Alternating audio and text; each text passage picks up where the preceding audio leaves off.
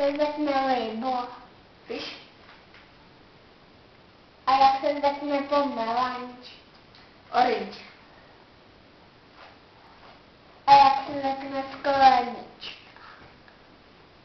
Tak to nevím. A jak se řeknou brejle? Narcis. A jak se řekne radio? Radio. A jak se řekne umyvadlo? Tak to nevím, Davidku. A jak se řekne foťák? Zaspívej nám koledu. Foťák. To nevím.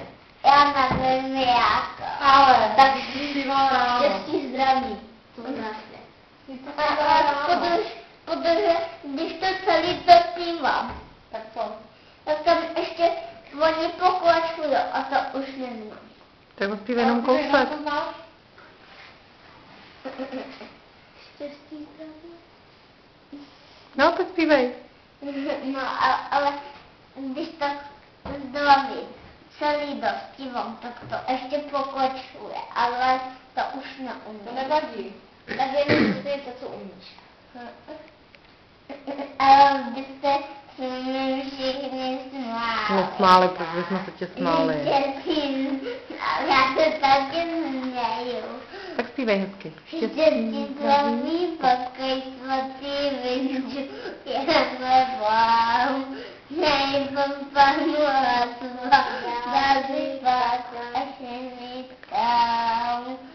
Zdaleka se vezeme, novinu vám neseme, co ještě nám si hodilo v hnězdě Betlémě.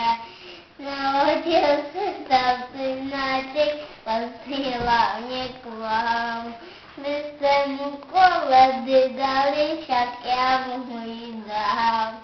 Chlebíčka neseláti, nakrmila ho máti, počtala les na dukátek, máte poslati. A dá to vůbec nevím. Hezky. No krásně to zaspíval. Jsi hotový zpěvák. Tak co? Jdeme k té babičce? Ne, to nechce. Ne? Ne. No jdeme. Ne. Ty nechceš jet na bobek? Jo, no to? No tak teda musíme jít. Tak jdem? Jo. Štěstí zdraví. Spadneš. Davide, neblbni, spadneš. Kuk, Davide, kuk.